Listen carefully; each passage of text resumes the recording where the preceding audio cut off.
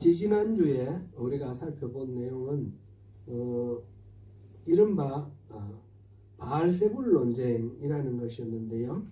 예수님이 귀신을 쫓아내셔서 보지 못하고 말 못하는 그 사람의 병을 고쳐주신 그런 기적적인 치유 사건을 보고 바리새인들이 예수님을 바알세불, 곧 귀신의 두목이다, 그렇게 말하자면 음해하는 거죠. 거기에 대해서 예수님께서 반박을 하시고 그래서 논쟁하시는 그런 장면이 있었습니다. 예수님의 치유는 바알세불, 곧 귀신이 귀신을 쫓아내는 것이 아니라 성령님께서 예수님과 함께 일하셔서 귀신을 쫓아내신 것이다 하는 것이 예수님의 말씀의 취지였고, 성령님께서 일하신 것이므로 이미 하나님 나라가 임하였다 하는 그런 말씀이 되었습니다. 그러나 바리새인들은 이 성령님의 일하심을 부인을 하고 귀신 바알세불의 그 일이다, 곧 예수님이 하시는 치유사역을 일종의 사기 같은 사술로 그렇게 평가한 것이었고, 그것은 예수님과 함께 일하신 성령님을 모독하는 블레스피미, 모독하는 그런 일이었습니다. 그래서 다른 거는 다 용서를 받아도 성령님을 모독하는 것은 용서를 못 받는다 그랬습니다. 그것은 성령님이 우리에게 회개하는 마음을 허락하시는데 성령님을 모독하게 되면 회개를 할 수가 없게 되는 것이죠. 그래서 죄사함을 받지 못한다, 그런 경고의 말씀을 주셨습니다. 그러므로 우리가 우리 안에 선한 것을 가득 차서 저절로 입에서 선한 말이 나올 수 있도록 그렇게 우리 나무를 잘 가꾸는, 우리 자신의 성품을 잘 가꾸는 그런 삶이 필요하다, 성령으로 충만한 삶이 필요하다, 이런 내용이 지난주에 말씀의 내용이었습니다. 예수님께서 천국 복음을 확장해 나가실수록 대적들의 반대 또 핍박은 점점 심해져 갑니다. 오늘은 지난번에 보았던 바알세불 논쟁에 이어서 계속되는 논쟁을 살펴보도록 하겠습니다. 38절에서 39절 상반절까지 먼저 이렇게 보면 악하고 음란한 세대가 표적을 구한다 라고 예수님께서 하시는 말씀이 나옵니다. 그때에 38절에 보니까 그때에 말하되, 그때 아무가 이렇게 말하되 이렇게 되어 있습니다. 바리새인 중 몇 사람이 이렇게 말하되, 이 말하되라는 단어는 원래 대답하되라는 그런 뜻입니다. 그래서 이거는 그냥 툭 튀어나온 말이 아니고 예수님께서 하신 말씀에 대한 말하자면 대꾸다, 대답이다, 그런 것을 우리 문맥으로 알 수가 있습니다. 앞서 예수님이 무슨 말을 하셨습니까?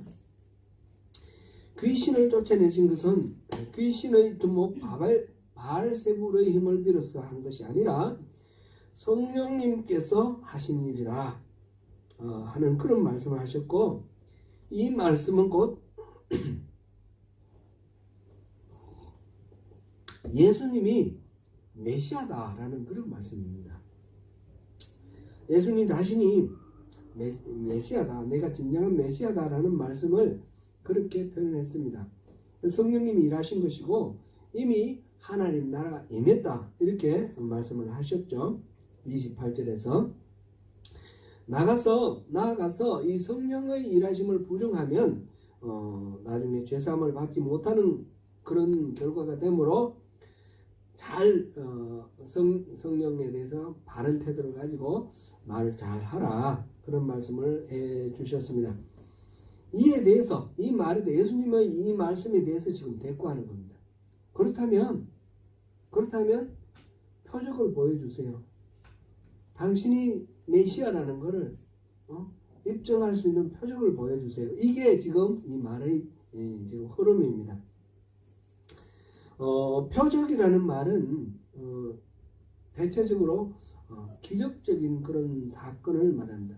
자연스러운 어떤 이런 자연 질서에 따라서 일어나는 현상으로 가지고는 그냥 저절로 그래 된 것이지 이렇게 생각하는데, 이 자연 현상을 뛰어넘는 초월적인 현상, 그런 거를 기적적인 현상이 일어날 때 하나님이 개입하셨구나 이렇게 생각하기 쉬운 거죠.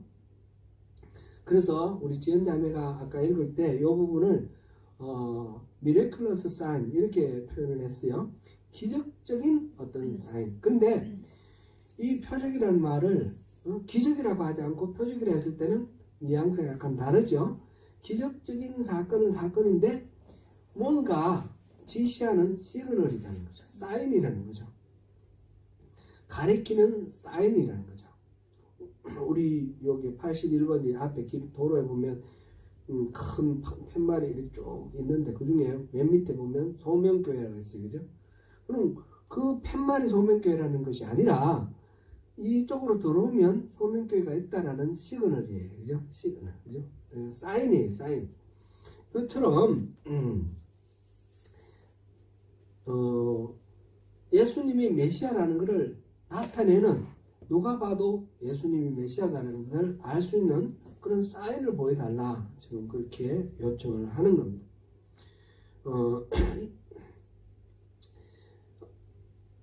사실 예수님께서 지금 우리가 12장 보고 있는데 기적적인 그런 일들이 처음 있었던 일이 아니죠. 여러 번 있었죠. 그리고 예수님 자신이 메시아라는 것을 여러 가지로 표현을 했습니다. 대표적으로 보면 세례 요한의 제자들이 와서 우리가 더 기다려야 됩니까? 오실 그분을 더 기다려야 됩니까? 아니면 당신이 그분입니까? 이렇게 물어봤을 때 예수님께서 여러 가지 보지 못하던 사람이 보게 되고, 또 문둥병자가 또 치료를 받고 안전뱅이가 일어서고, 이런 기적적인 현상과 이런 것들을 가서 얘기하라. 그러면서 가난한 자에게 복음이 들려진다, 이런 말씀을 해주셨는데, 이런 것들은 바로 여러 가지 기적적인 일들을 통해서 예수님이 메시아라는 것을 이미 보였다는 겁니다. 지금 예수님께 지금 다가와서 표적을 보여달라는 사람은 그런 거 못 봤습니까? 아니죠. 지금 바로 이 논쟁이 시작된, 바알세불 논쟁이 시작된 게 어떤 겁니까? 예수님께서 귀신이 들려서 듣지 못하고 말하지 못하는 사람의 귀신을 쫓아내서 병을 고쳐줬습니다. 그 기적적인 현상을 보고 논쟁이 시작되었고, 그 논쟁 끝에 지금 이 말을 하는 거니까 표적을 보지 못해서 표적을 보여달라고 얘기하는 것은 아니라는 것을 우리가 알 수 있습니다. 그럼 이 사람은 왜 표적을 보여달라고 그러느냐, 그것을 우리가 생각해 보아야 되겠습니다. 예수님께서는 그 사람들의 그 이야기, 표적을 구하는 그 이야기를 듣고 악하고 음란한 세대가 표적을 구한다, 이렇게 말을 했습니다. 그러면서 표적에 대해서 다음에 얘기를 하는데, 일단 우리가 생각해 볼 거는 악하고 음란한 세대가 표적을 구한다 라고 말씀하신 예수님의 이 말씀의 의미를 한번 살펴보면 좋겠습니다.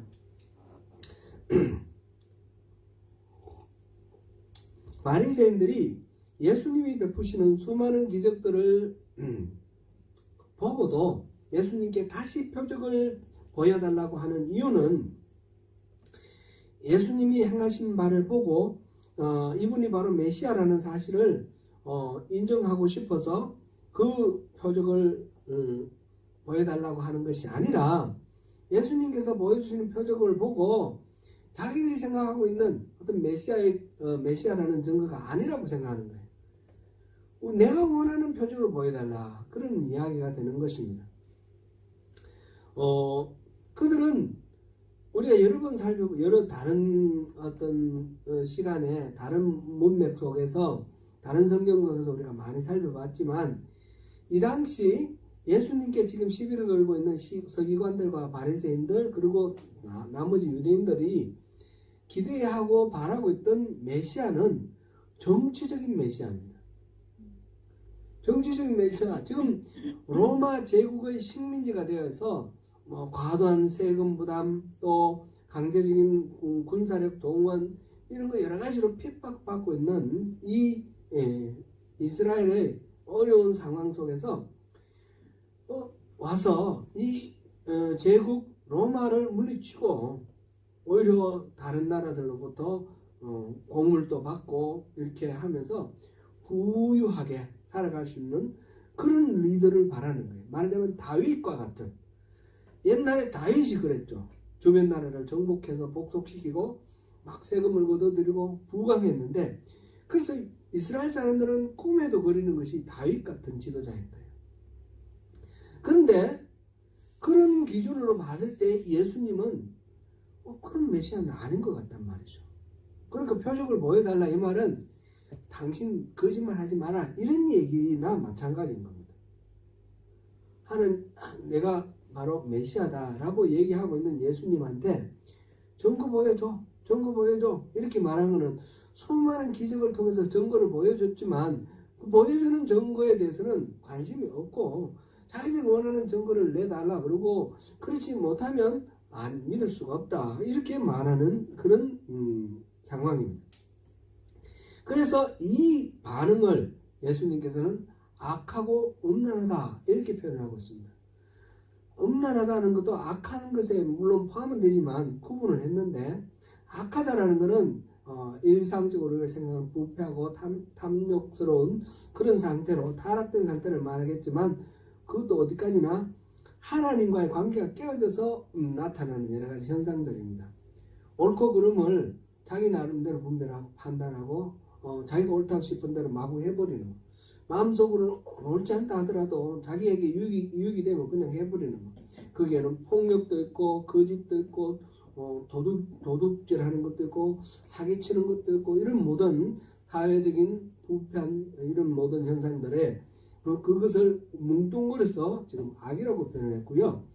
음란하다라고 이 표현하면은, 음란한 건 원래는 남성과 여성 사이의 육체적인 어떤 욕망을 채워가는 그걸 말하는 것이지만, 성경에는 많은 부분 부부간의 건강한 사랑을 벗어난 그런 어떤 애정 행각과 마찬가지로 하나님과 이스라엘 사이에 언약에 의거한 건강한 관계가 아닌 그릇된 그런 우상을 숭배한다든지 이런 모든 행동들을 음란하다 이렇게 표현했습니다. 그는 성경 여러 곳에서 나오죠. 그래서 하나님 이외에 다른 것들을 섬기는 것을 다 음란하다 이렇게 표현을 합니다.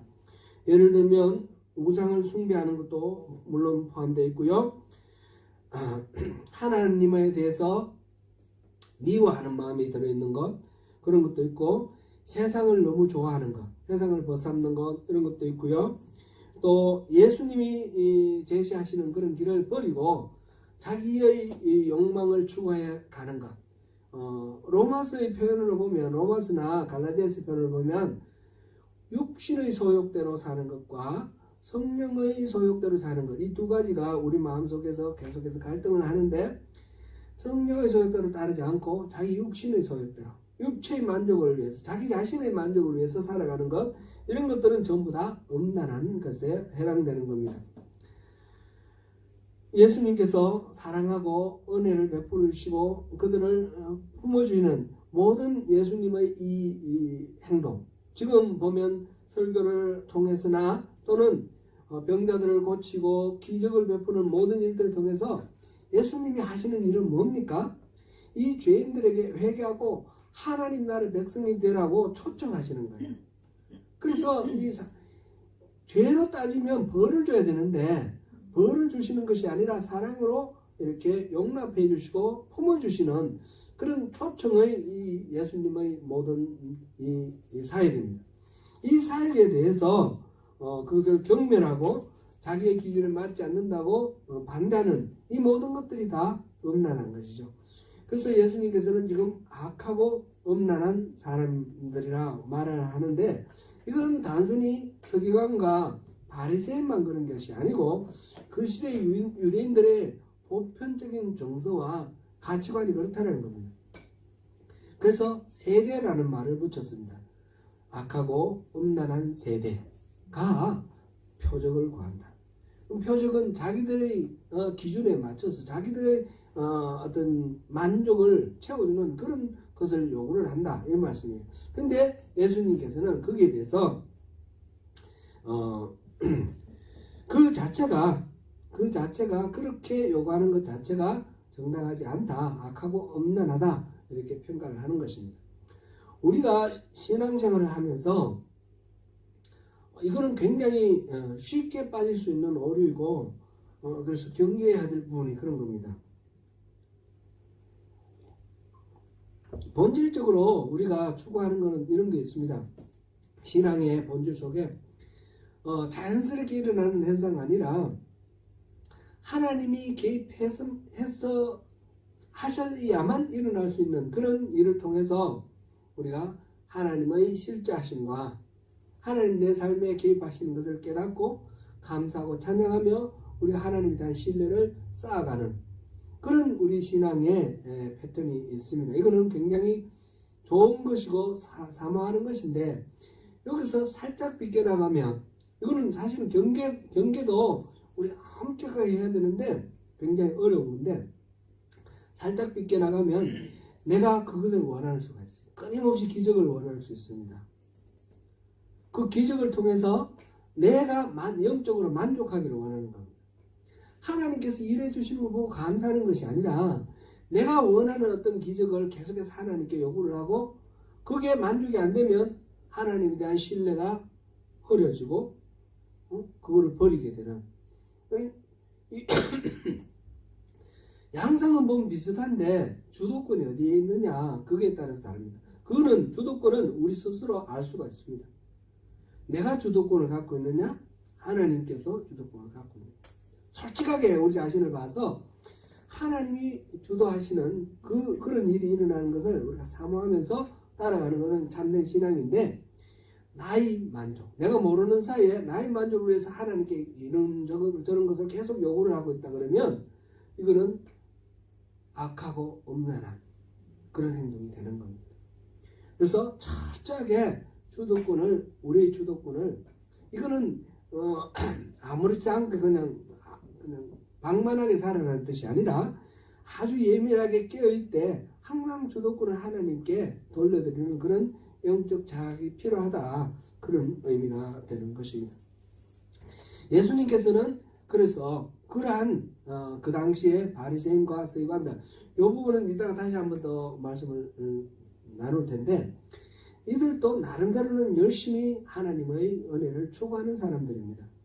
그런데 약간 빗나간 거죠. 그거를 이따가 다시 보겠습니다. 이렇게 표적을 요구하는 데 대해서 예수님께서 악하고 음란하다라고 말씀하셨는데, 그러면 악하고 음란한 그들의 요구에 예수님께서 응하셨습니까? 불응하셨습니까? 예수님은 응하셨습니다. 거부하지 아니하셨습니다. 그렇게 하면 안 되지만, 너무너무 안타깝지만, 그러나 그들에게도 기회를 주고 싶은 거예요. 그들에게 이때까지 수많은 기적을 통해서 하나님의 나라에 대한 이 복음을, 하나님 나라 복음을 선포하셨고, 또 하나님 나라의 삶, 병과 또는 여러 가지 억압과 이런 데 짓눌려서 하는 우리 이 땅의 죄악된 삶을 벗어나서 그 모든 것들로서부터 자유로운 그런 하나님 나라의 삶을 맛보게 해주는 것이 치유의 한 용도의 목적의 한 부분입니다. 절대 전부는 아니지만 그렇게 하면서 하나님 나라를 한번 경험해보는 그런 경우가 되죠. 그렇게 수많은 일을 하시지만, 그런데 궁극적으로 이 모든 이 사인의 궁극적인 것은 하나로 귀착됩니다. 그 하나를 지금 말씀을 하십니다. 그것이 요나의 기적이다, 이렇게 요나의 표적이다, 이렇게 표현을 했습니다. 그 요나의 표적은 내가 보여주겠다, 그런 말씀을 하시는 거죠. 요나의 표적, 선지자 요나의 표적은 뭡니까? 그것밖에 보여줄 것이 없다라는 것은 다른 것 다 이제 아무것도 안 하겠다는 뜻이 아니라 그것만이 모든 사람들이 확실하게 의지할 수 있는 그런 사인이라는 것입니다. 단순히 눈먼 사람이 눈 뜨는 거 이것으로는 충분한 사인은 안 되는 것이고, 이 요나의 이 표적과 같은 그런 표적을 보여줄 텐데 그것이 유일하고 완전한 그런 표적이 된다, 그런 말씀입니다. 선지자 요나의 표적은 무엇입니까? 바로 40절에서 요나가 밤낮 사흘 동안 큰 물고기 뱃속에 있었던 것 같이 인자도 밤낮 사흘 동안 땅속에 있으리라. 인자가 밤낮 사흘 동안 땅속에 있는 것 자체가 하나의 표적이라는 겁니다. 확실하게 그 인자라는 것은 예수님 자신을 말하고 있고, 예수님이 바로 메시아고, 이 사인을 통해서 확실하게 천국으로 인도한다라는 그런 말씀이죠. 이 이야기는 여러분 다 아시겠지만 선지서 요나를 한번 자세히 읽어보시면 잘 이해하실 수 있겠습니다. 4장밖에 되지 않으니까 오늘 다시 한번 읽어보십시오. 요나는 하나님이 니느웨, 그 당시 아시리아의 수도가 니느웨에 있는데 악독이 너무 심해가지고 하나님이 심판하고 징계하실 것이다 라는 그 계시를 주시고 요나에게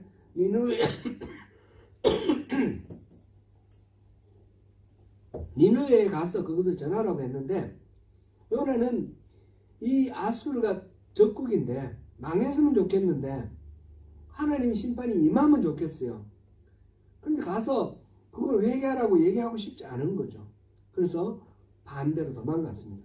니느웨는 동쪽에 있는데 서쪽 지중해 끝에 있는 다시스, 오늘날의 스페인에 해당되는 다시스로 가는 그 배를 타고 도망을 갔습니다.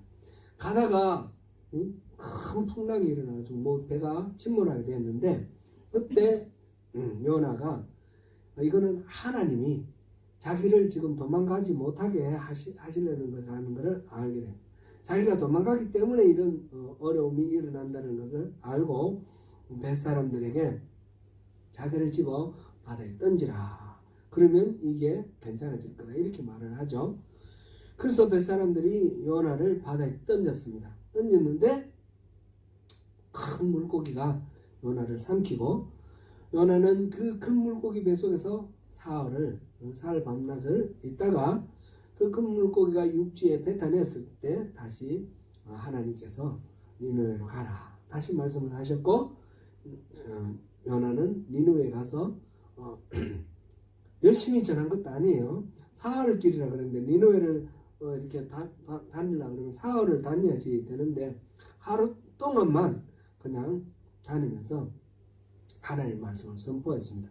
40일 후에 이 니느웨가 망한다 그랬는데, 그 아수르 사람, 그 하나님의 백성이 아니에요. 그죠? 하나님이 택하신 이스라엘 백성이 아니에요. 이방인이에요. 이방인인데 그 니느웨가 이 하나님의 말씀을 듣고 회개를 하고 옷을 찢고 죄를 덮어쓰고 회개를 해서 하나님께서 약속하셨던, 계획하셨던 그 심판, 그 징계가 멈추었습니다. 여기서 이제 니느웨도 바로 하나님의 손에 있는 하나님의 백성이라는 게 또 이렇게 우리가 알 수가 있는 부분인데, 이게 바로 요나의 표적이죠. 요나가 뱃속에 큰 물고기 뱃속에 3일 있었다라는 그 사실 자체가 하나님의 그 명령을 어기고 도망갔지만 하나님 뜻을 또 선포하기 위해서 하나님께서 가두어 두신 그런 상황입니다. 예수님이 보여주겠다고 하시는 그 이 요나의 표적이 무엇을 말하는지 우리는 이미 다 알고 있습니다. 예수님께서 십자가를 지시고 죽으셔서 무덤에 갇히셨는데, 땅속에라고 그랬는데 무덤에 갇히셨다가 사흘 만에 일어나는, 사흘 밤낮이라는 표현은 좀 적절하지는 않은 것 같아요. 하여튼 2박 3일 사흘, 날수로 3일이에요. 3일. 오후 한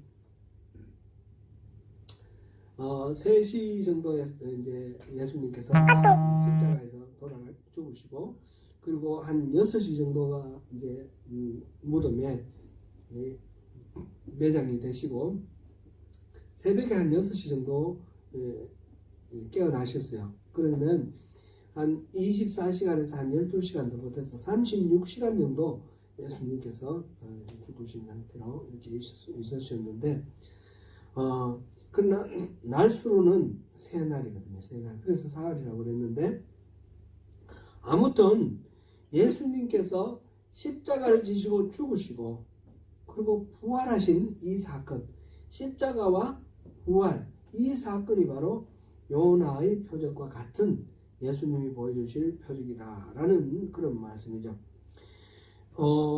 예수님은 이것 외에 다른 거로는 온전한 표적이 안 된다. 이게 완전하고 유일한 그런 표적이다. 이런 말씀을 하셨는데, 예수님이 말하자면 십자가를 지시고 순환 당하실 이거는 사실상 그 앞에서는 그런 말씀을 하신 적이 없어요. 지금 이 말씀이 처음입니다. 뒤에 마태복음에서 보면 16장에 처음 나옵니다. 16장 17절부터 21절 사이에 베드로가 가이사랴 빌립보에서 이제 그 예수님에 대해서 신앙 고백을 할 때, 그럴 때에 교회를 세우겠다는 약속을 하시고, 그러면서 순환에 대해서 예고를 하시죠. 그 이후에 순환 예고 3번 이렇게 하시는데, 그렇지만 예수님께서는 처음부터 하나님께서 자기를 어떻게 끌고 가실 것을 알고 있으셨어요. 가서 순환을 당할 것은 충분히 알고 계셨어요. 하나님의 어린 양으로서 세상 모든 죄를 지고 화목제물로 사용될 것은 본인이 알고 있으셨고, 그것이 여기서 지금 처음 표현이 된 것입니다. 예수님은 이 말씀과 함께 두 가지 이야기를 통해서 자신에 대해서, 예수님에 대해서 우리가 바른 믿음을 가질 것을 요청을 하십니다. 첫째가 니느웨 사람들이 표준이 될 거다라는 거죠. 요나가 니느웨에 가서 그 하나님의 심판을 말했을 때 이 니느웨 사람들은 요나의 전도를 듣고 회개를 했다라는 거죠. 그런데 이 세대, 지금 악하고 음란하다고 표현하신 이 세대, 예수님께서 말씀하시는 그 당시 사람들이겠죠. 이 세대는 이 요나하고는 비교할 수 없는 하나님이신 예수님, 하나님이 성육신하사 이 땅에 오신 예수님. 요나는 또 하나님의 뜻을 어겨서 도망가다가 갇힌 그 큰 물고기 속의 사멸인데, 예수님께서는 하나님의 말씀에 순종해서 십자가에서 죽으시고 땅 속에서 보내시는 사멸입니다. 이렇게 완전히 방향조차도 다른 훨씬 더 하나님 뜻에 순종하는 그런 예수님의 이 표적을 보고 받아들이지 않는다면, 요나의 그 표적을 보고 받아들였던 니느웨 사람들이 와서 마지막 날 심판할 때, 저 사람 우리는 회개했는데 저 사람들은 회개 안 했어요, 이런 식으로 정죄를 하게 될 거다라는 거죠. 지금 이 상황에서 이런 상황인데도 회개를 안 하면 니느웨 사람보다 못하다, 그런 말씀을 지금 하고 계세요.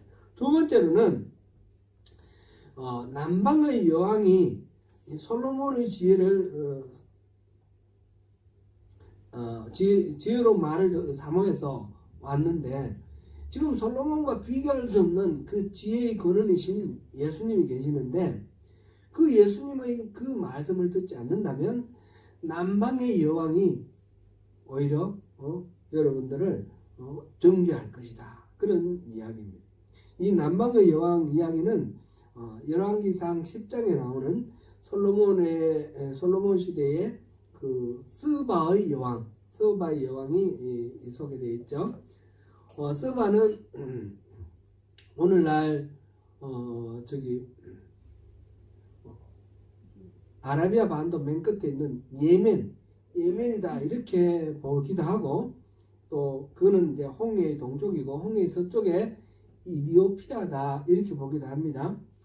근데 이디오피아는 구스라는 이름으로 계속 나왔죠. 그래서 서바가 이디오피아하고 일치하는 것으로 보기는 어려울 것 같은데, 이디오피아 그 지역에 서바라는 것이 있었다 이렇게 봅니다. 그래 홍해를 타고 이스라엘까지 와서 솔로몬 왕 때 그 솔로몬의 지혜에 대해서 배우기 위해서 많은 공물을 가지고 와서 바치고 그렇게 머물러 있다가 이제 돌아갔죠. 유대 역사가 중에 요세푸스가 있지 않습니까? 요세푸스의 기록에는 이 여왕이 이디오피아의 여왕이다 그렇게 기록되어 있고요. 실제로 이 이디오피아에는 그때 그 여왕과 솔로몬 사이에 태어난 사람들이 혈통을 이어서 왕족이 됐고, 그런 사람, 지금도 이디오피아에서는 우리는 솔로몬의 혈통이다 이렇게 말하는 사람들이 있어요. 그 사람들에 대한 기록이 있습니다. 말하자면 인간 지혜의 최고 정점이라고 하는 이 솔로몬을 만나서 지혜를 배워보려고, 그때 그 아라비아 반도 끝이거나 뭐 아프리카 대륙이거나 땅 끝으로 여겨졌습니다. 아주 머나먼 땅 끝으로 여겨졌는데, 그곳에서부터 그 먼 곳에서부터 와서 지혜를 배웠는데, 지금 예수님이 같이 살고 계시는 이 자리에서 예수님으로부터 배울 수 있는 이 지혜를 배우지 않는다면 그 서바 여왕이 뭐라고 하겠냐, 어리석다고 정죄하지 않겠느냐, 그런 말씀입니다. 이 두 가지 말씀 통해서 예수님께서 니느웨 사람이나 또 남방 여왕을 기준으로 하면서 이 하나님의 말씀 앞에 스스로를 깨뜨리고 회개하고 참된 지혜를 구하는 그런 손절한 마음이 필요하다 그렇게 말씀하십니다. 이 예수님의 말씀, 이 세대를 향한 말씀은 2000년 전에 예수님 당시에 그들에게만 필요한 말씀이 아니라 오늘날 이 성경을 읽고 있는 우리에게도 똑같이 적용되는 그런 말씀입니다.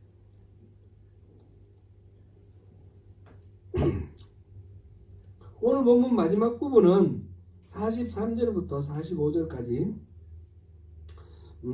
이 부분은 누가복음에 보면 11장 24절에서 26절에 기록되어 있는데, 이른바 바알세불의 논쟁, 마태복음 12장 37절에서 37절에 바로 이어져 나오는 그런 흐름입니다.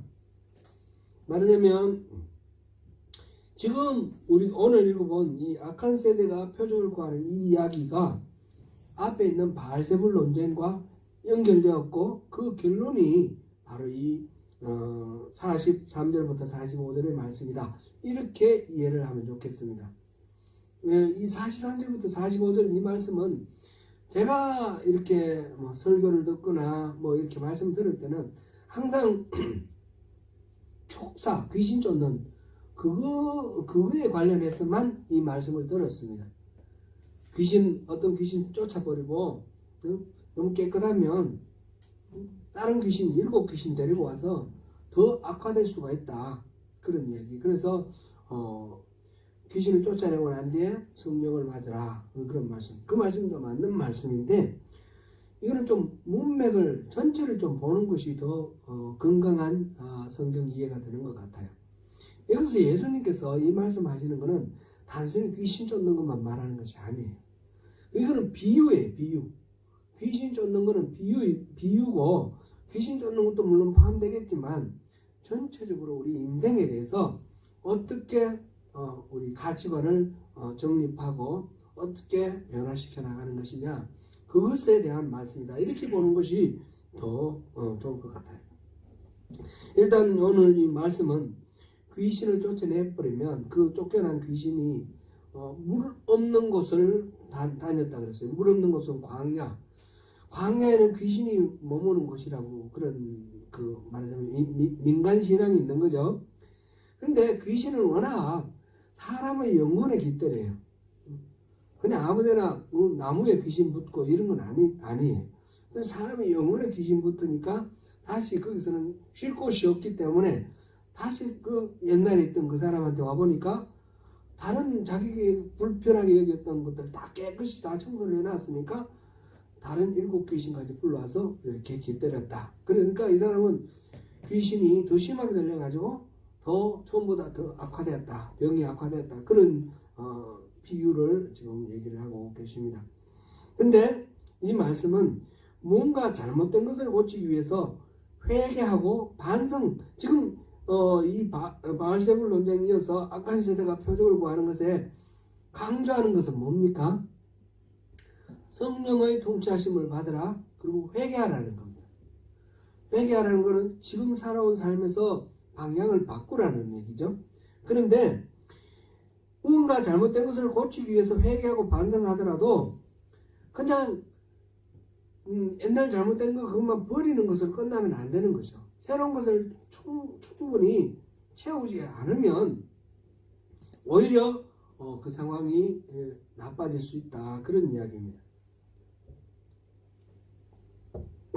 이거는 제가 이제 보니까 이단에 빠진 사람들 있잖아요.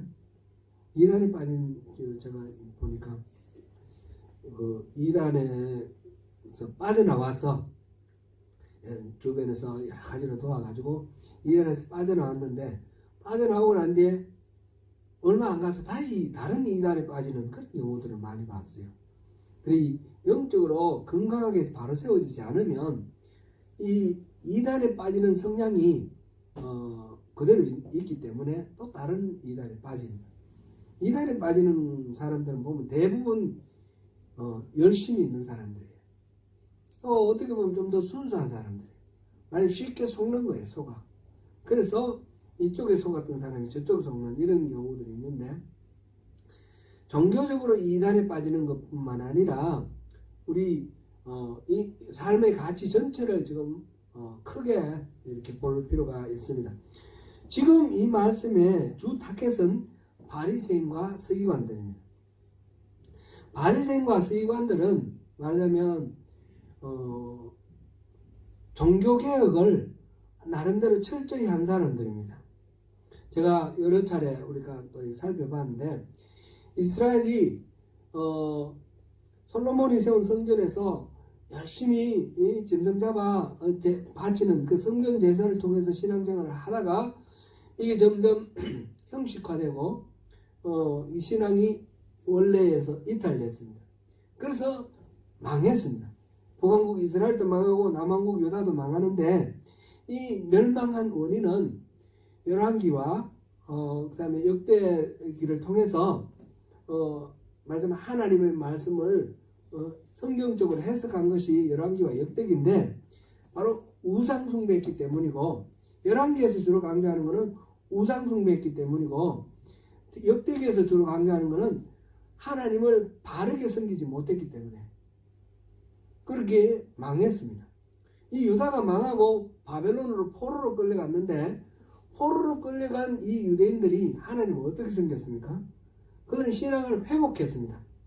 회복을 했는데 어떻게 회복을 했냐면 회당 중심의 신앙으로 회복됐습니다. 이것이 예수님 당시까지 사실은 주류를 이루는 겁니다.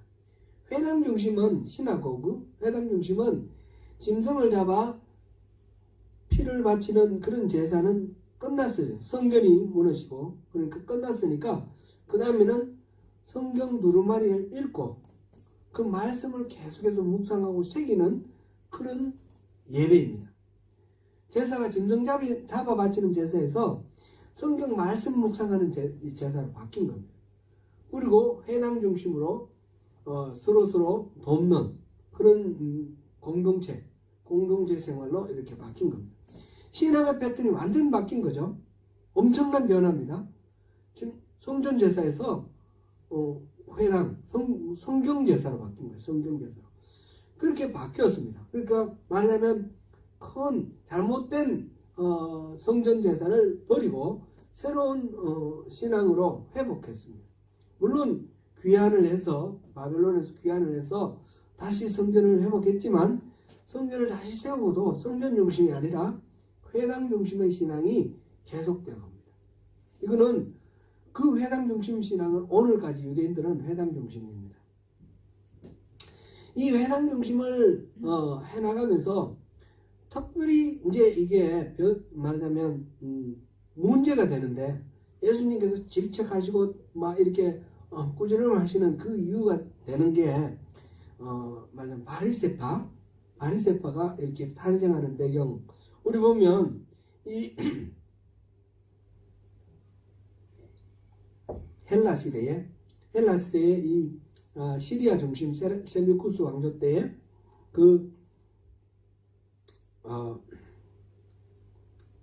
갑자기 이름이 왕 이름 생각납니다. 에피파네스라고 하던 그 왕이 이 신앙을 많이 탄압을 했습니다. 그죠?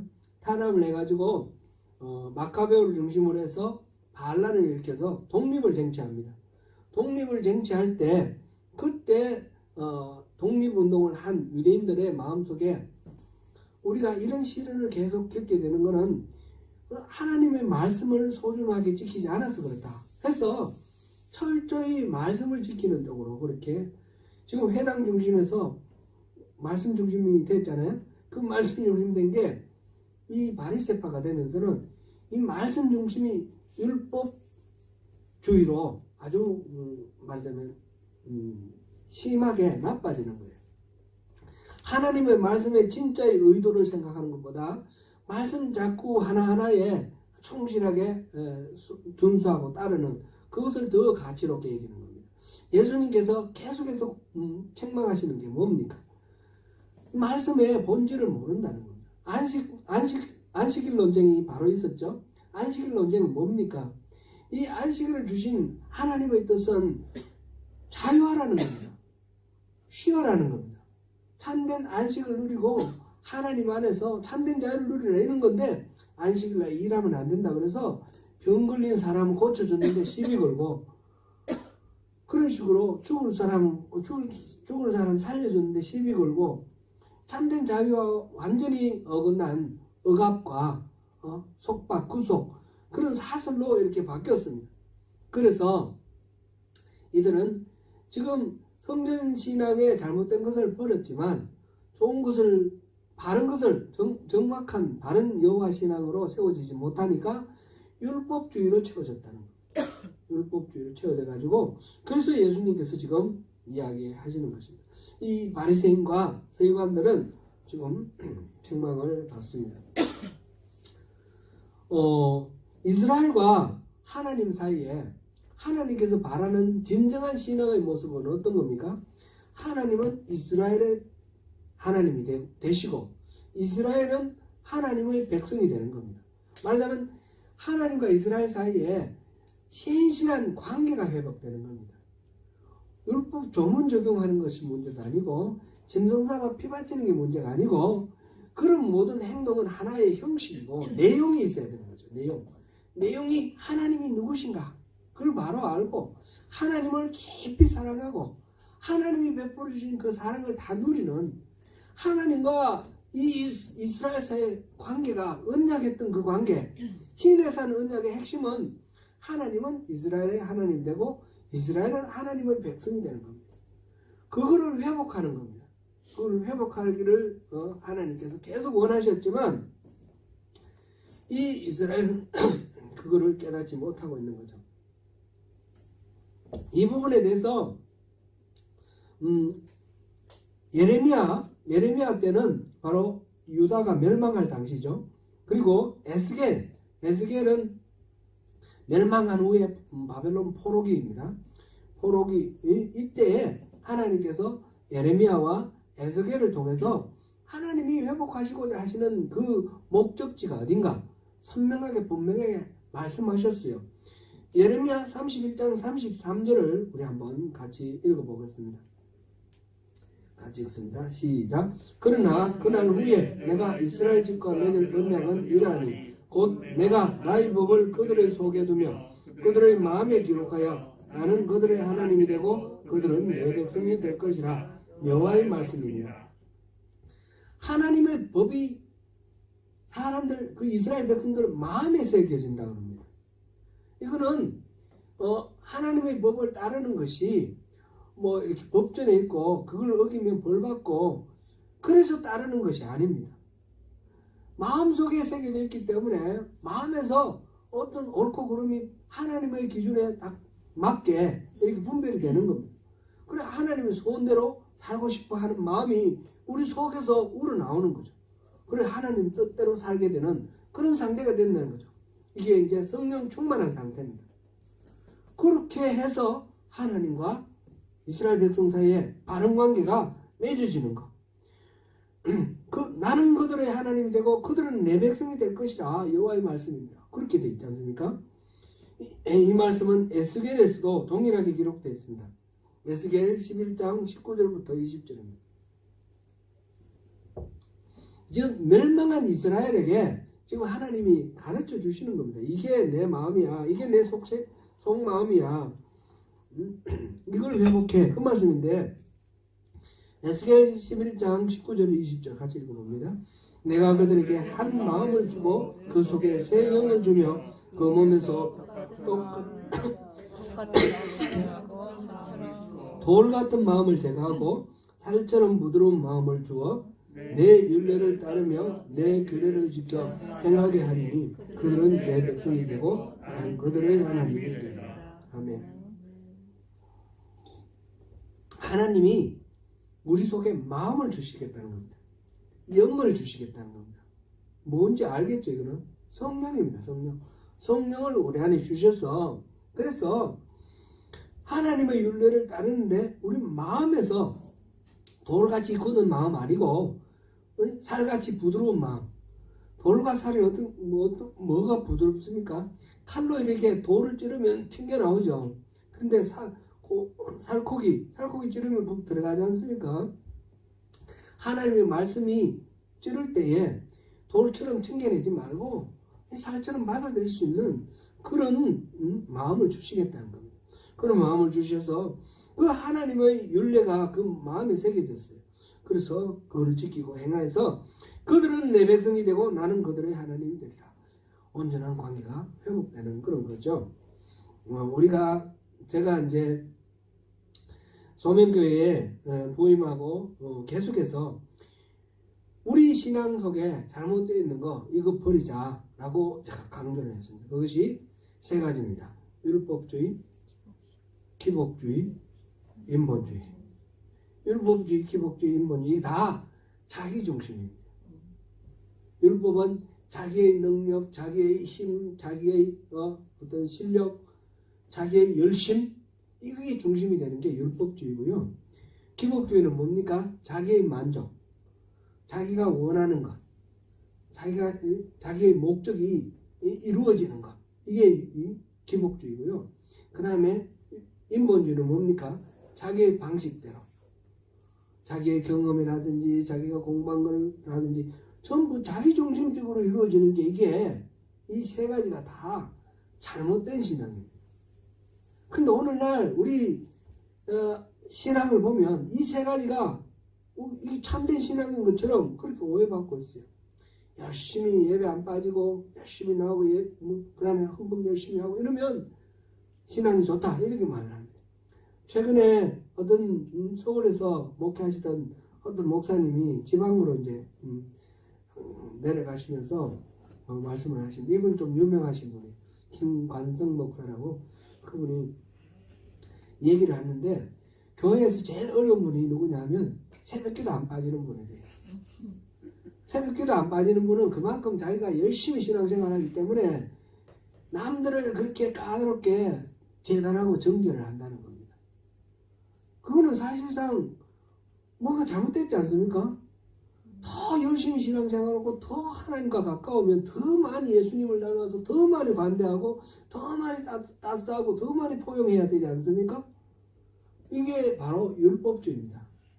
그리고 율법주의는 성공하면 교만하고 실패하면 자기 비하, 좌절감 이 속에 빠져 세어나지 못하는 거예요. 성공해도 망하고 실패해도 망하는 거예요. 율법주의는 안 되는 겁니다. 이 신앙 아닙니다. 기복주의도 마찬가지 아닙니까? 기복주의도 그러고 자기 중심이니까. 이 중심에 나를 빼내고 하나님을 모시자는 겁니다. 하나님의 은혜, 하나님의 은혜를 중심으로 우리 신앙생활하고 절대 내가 잘나서가 아니라 하나님의 은혜로 나를 구원해 주셨기 때문에 내가 오늘 이 자리에 있는 것이죠. 하나님께 감사하는 마음, 하나님의 은혜. 그리고 하나님의 만족, 나의 만족이 아니라 하나님의 만족을 위해서 살아가는 그런 신앙생활. 이게 기복주의를 극복하는 거죠. 그리고 내가 옳다고 생각하는 방식이 아니라 하나님 기뻐하시는 방식. 그래서 늘 이 성경을 깊이 연구를 하고 묵상하고 하나님의 뜻을 구해야 됩니다.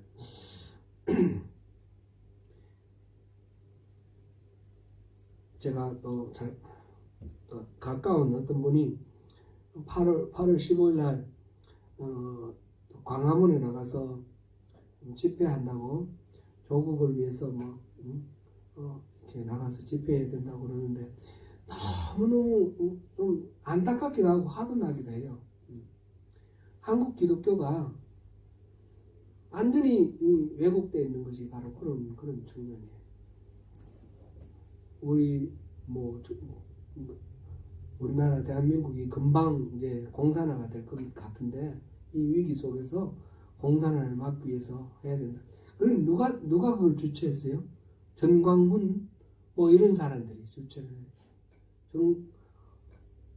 전광훈 같은 사람을 목사로 보는 것 자체가 이 말이 안 되는 거예요. 지멋대로요. 그 교회 지금 또 자기 아들한테 또 세습해 준다고 그러는데 이게 우리가 하나님 말씀에 우리가 깨어 있어야 되고 깊이 그냥 벌로 신앙생활 하면 안 되는 거예요.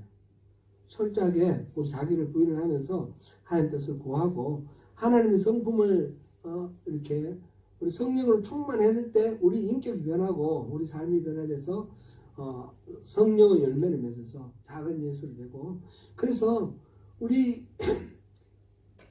우리가 바로 이 세상을 하나님 나라로 변화시켜 나가는 그런 중심이 되어야 됩니다. 교회는 이익단체가 아닙니다. 우리 이익을 유지하기 위해서 교인들끼리 모여라 그거는 안 되는 겁니다. 이익단체가 아닙니다. 그렇게 또 잘못 또 많이 나가면 안 되니까 여기서 매듭 짓겠습니다. 예수님이 온갖 기적을 베푸시면서 하나님 나라 복음을 전파하실 때 대적들의 반격과 박해가 점차 심해져 가고 있습니다. 지금 11장, 12장은 예수님에 대한 이 박해에 대한 소개입니다. 그러나 그 주요한 대적들이 다름 아니라 바리새인과 서기관들입니다. 그리고 그들에게 가르침을 받는 유대인들입니다. 그들에게는 거짓된 신앙에서 돌이키는 은혜가 있지 않으면 유다의 멸망과 똑같이 하나님으로부터 버림을 받게 될 것입니다. 예수님은 그들이 회개하고 영원한 생명을 누리게 하기 위해서 오셨습니다. 수많은 기적과 이사를 행하시지만 가장 핵심적인 표적은 십자가와 부활입니다. 십자가와 부활을 통해서 우리 인간이 해결할 수 없는 죄를 스스로 화목제물이 되심으로 용서를 받게 하셨고 부활로 죽음의 세력을 정복하셨습니다. 이 표적이 요나의 표적이며 이 표적 안에 모든 것이 담겨 있습니다. 이것을 보고 부패한 우상숭배와 거짓된 성전신앙을 버렸다면 그냥 비워두면 다시 일곱 귀신보다 더 무서운 율법주의, 기복주의, 인본주의가 그 자리를 차지할 것입니다. 더러운 귀신이 다시는 깃들이지 않도록 하기 위해서는 우리 안에 성령으로 충만히 채워야 하는 것입니다. 사랑하는 성도 여러분, 우리가 악한 세대에 물들어 자기중심적인 표적을 구하고 있지 않는지 돌아보아야 하겠습니다. 예수님의 표적 십자가와 부활이면 충분합니다. 더 이상 내게 기적이 필요한 것이 아님을 깨달아야 할 것입니다.